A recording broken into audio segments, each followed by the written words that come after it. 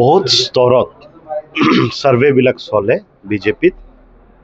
মোৰ সমষ্টিত যিসকলে আমাৰ বিজেপি দলৰ পৰা প্ৰাৰ্থিত্ব বিচাৰিছিলে সকলোৱে দক্ষ এজন নেতা।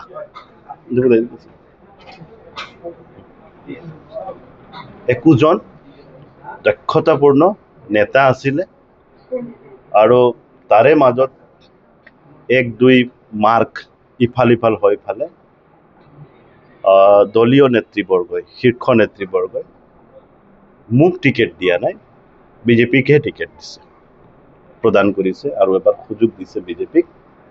আৰু এইটো অকল মোৰ মানে ব্যক্তিগত এচিভমেণ্ট নহয়, চবৰে এচিভমেণ্ট হয়।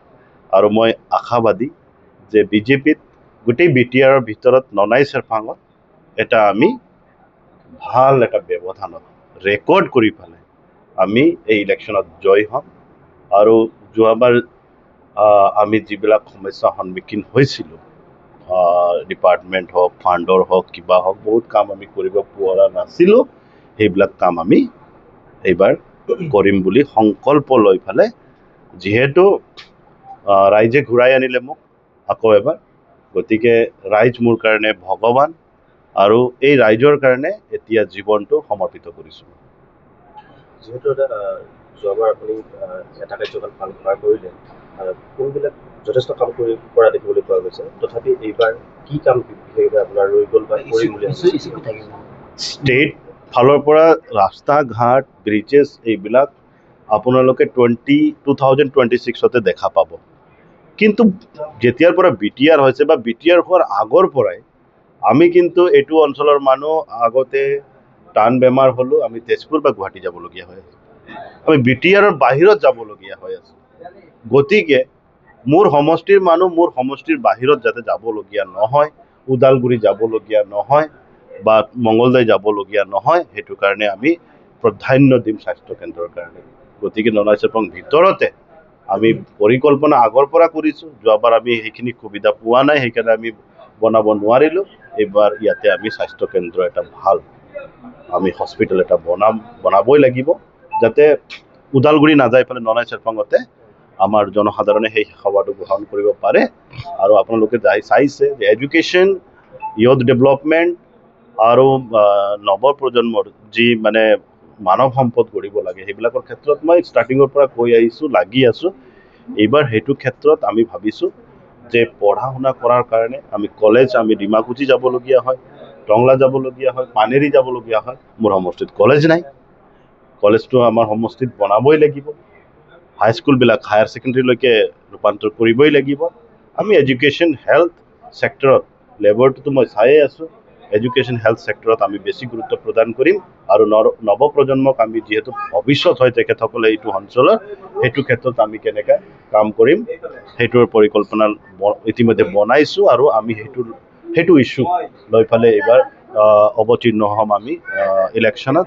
আৰু মই বিশ্বাসী যে ৰাইজে আমাক আশীৰ্বাদ কৰিব আৰু ৰাইজেও বিচাৰি আছে যে এইখিনি মেজৰ কামবিলাক হওক। হাতী মানুহৰ সংঘাত মোৰ বাবে এটা মূৰ কামৰণি। বহুত দুখ লাগে যেতিয়া বাতৰি পাওঁ, বহুত ডেড বডি মই নিজে উঠাবৰ কাৰণে গৈছোঁ, হাতী মানুহৰ সংঘাত মই নিজে ফেচ কৰিছোঁ। মোৰ আত্মীয় পৰিয়ালবিলাকে মানে নিজে মৃত্যুবৰণ কৰিবলগীয়া হৈ আছে। গতিকে এইটোৰ কাৰণে বহুত আৰম্ভণিৰ পৰা, যেতিয়া মই ৰাজনীতিত নাছিলোঁ তেতিয়াৰ পৰাই লাগি এতিয়া আমি ফৰেষ্ট কোৱালিটি ডেভেলপৰ পৰা আদি কৰি গোটেইখিনি এইটো প্ৰজেক্টত কি কৰিব লাগে গোটেইখিনি টিম ৰেডি আছে। আমি যেইবাৰ বহিছোঁ, ৰিচেণ্টলি আমি CM ছাৰৰ লগত বহিছোঁ, এই সন্দৰ্ভতে আমি আলোচনা কৰিছোঁ। CM ছাৰে ক'লে যে এই নিৰ্বাচনী পাৰ হৈ যাওক, তাৰপিছত এইটোৰ ওপৰত গুৰুত্ব প্ৰদান কৰিম, কিয়নো সকলো সমষ্টিত এইটো সমস্যাটো নাই, পাৰ্টিকুলাৰ কেইটামান সমষ্টিত এইটো বহুত মেজৰ ইছ্যু আছে আৰু ননাই চেৰপাঙত বেছি হৈ আছে। গতিকে আমি নিজৰ ফালৰ পৰা কিমান সহায় কৰিম? ঘৰ এটা ভাঙিছে, আমি বনাবৰ কাৰণে সহায় কৰিব পাৰিম, কিন্তু মানুহ এজনকতো আমি ঘূৰাই আনিব নোৱাৰিম। গতিকে এইটোৰ ক্ষেত্ৰত গুৰুত্ব আৰোপ কৰি ফালে মই বিচাৰিছোঁ যে ষ্টেটৰ যি গুৰুত্ব সেইটো আমাৰ এইটো ইছ্যুত, হাতী মানুহ সংঘাতৰ ইছ্যুত দিয়ে আৰু ধুনীয়াকৈ বনাওঁ আমি বনাই যাম, সেইটোৱে নাম থাকিব, বেলেগ একো নাম নাথাকে যে অমুক আছিলে সেইটো সময়ত মানে এইখিনি কাম কৰি গৈছিলে। আমি এই বিগত কাৰ্যকালত যিখিনি কাম কৰিছোঁ সেইবিলাক এনেকাও কাম আছে, আপোনালোকে ৰাস্তা কেইটামান চাব যিবিলাক কোনো কালতে হোৱা নাছিলে, ব্ৰিটিছৰ সময়ৰ পৰাই হোৱা নাই বা হোৱাই নাছিলে। এনেকৈ ৰাস্তাবিলাক আমি বনাবলৈ সক্ষম হৈছোঁ একমাত্ৰ আমাৰ মাননীয় মুখ্যমন্ত্ৰীৰ আশীৰ্বাদত। গতিকে আগত কি হৈ আছিলে, BTADত যিখিনি পেকেজ আছে সেইখিনিয়ে হৈ আছিলে, এতিয়া ষ্টেটে কনচেনট্ৰেট কৰে আৰু পেকেজৰ বাহিৰতো কাম কিছুমান কৰে। আমাৰ কেবিনেট মন্ত্ৰী শ্ৰীযুত পীযুষ হাজৰিকাদেৱ তেখেতে BTCৰ আউট অফ BTC বাজেটো তেখেতে বহুত ডাঙৰ ডাঙৰ প্ৰজেক্ট আমাৰ ইয়াতে নমাই আনিছে, যাৰ কাৰণে আমি বহুতখিনি ৰোধ কৰিব পাৰিছোঁ।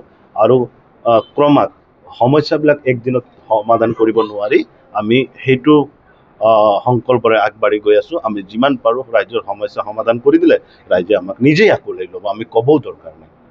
এবাৰ ইলেকশ্যনত প্ৰতিদ্বন্দ্বী কোনোবা ভগৱান নেকি আপুনি? পোষ্ট কৰি দিয়া নেকি আহিব মূল প্ৰতিদ্বন্দ্বিতা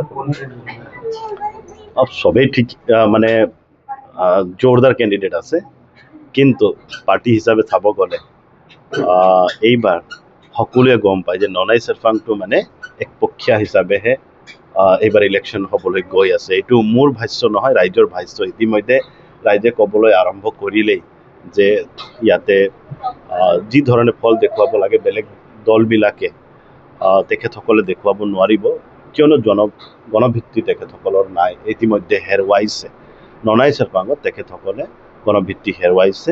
সেইটো কাৰণে মই ভাবোঁ যে BJPৰ বাবে একপক্ষীয়া খেল এইবাৰ ননাই চেৰফাঙত হ'ব, মই সেইখিনি জানো। এই সময়ত ৰাইজক উদ্দেশ্যি কিমান মন কৰিব? ৰাইজক সেইটোৱে কৈছোঁ যে ৰাইজ মোৰ বাবে ভগৱান স্বৰূপ, আৰু আগতো ৰাইজৰ কাৰণে কৰিছোঁ। আপোনালোকে জানে যে এইখন বাগানৰ এইখন কোৱাৰ্টাৰত থাকোঁ মই, নিজৰভাৱে একো ভবা নাই। আপোনালোকে নমিনেশ্যন যেতিয়া ফাইল কৰিম মই, তেতিয়া সঞ্জিত তান্তিৰ প্ৰপাৰ্টি কিমান আছে এইটো আপোনালোকে নিজে চাই ল'ব, যে আগতে যি আছিলে সঞ্জিত তান্তি এতিয়াও সেয়ে আছে। গোটেই কাৰ্যকাল ৰাইজৰ কাৰণে সমৰ্পিত আছিলে, এতিয়া গোটেই জীৱন ৰাইজৰ কাৰণে সমৰ্পিত থাকিব। ধন্যবাদ। নমিনেশ্যন কেতিয়া হ'ব? অহাকালি আছে, আপোনালোককো মই নিমন্ত্ৰণ জনাইছোঁ, আপোনালোকক উপস্থিত সকলোৱে থাকিব। আৰু আমাৰ যি বাৰ্তা এইবিলাক ৰাইজৰ কাৰণে আপোনালোকেহে লৈ যাব পাৰিব, যে আমি পৰিকল্পনা কি কৰিছোঁ, কি বিচাৰিছোঁ, ৰাইজৰ পৰা আমি কি বিচাৰিছোঁ আৰু ৰাইজক আমি কি দিব বিচাৰিছোঁ। মই অকল নহয়, আমাৰ শীৰ্ষ নেতৃবৰ্গসকলে দিনে ৰাতি একাকাৰ কৰি পেলাই নৰেন্দ্ৰ মোদীজীৰ পৰা হিমন্ত বিশ্ব শৰ্মা ডাঙৰীয়াৰ, আমাৰ দিলীপ শইকীয়া ডাঙৰীয়া তেখেতসকলে কেনেকৈ দিনে ৰাতি কাম কৰি পালে এই ৰাইজক কেনেকৈ সেৱা কৰিব পাৰি, কিমান সেৱা কৰিব পাৰি লাগি আছে। আমিও তেখেতসকলৰ শিষ্য হয়, আমি শিকি আছোঁ। যোৱা কাৰ্যকালত বহুতখিনি কথা শিকিছোঁ, ৰাজনীতিত চল বল কৌশলো এইবাৰ শিকি গ'লোঁ, আৰু কাম কেনেকৈ কৰিব লাগে সেইটো এতিয়া শিকি আছোঁ, বহুত শিকিবলৈ আছে। আৰু আমিও ইমান ডাঙৰ নেতা নহয় যে মানে আমি বহুত ৰিম'ট এৰিয়াৰ পৰা গৈ ফালে এইটো প্লেটফৰ্ম আমি পাইছোঁ। গতিকে আমাৰো বহুত ভুল ত্ৰুটি হৈ যায়, সেইটো কাৰণে ৰাইজক ক্ষমাও বিচাৰিছোঁ। মই বহুত শিকিবলগীয়া আছে, আৰু আমাৰ গাৰ্জেনবিলাক আমাক শিকাই আছে যে কেনেকৈ কাম কৰিব লাগে। মই বিচাৰিছোঁ ৰাইজেও আমাক কিবা যদি ভুল হৈছে শুধৰাই দিয়ে। ধন্যবাদ।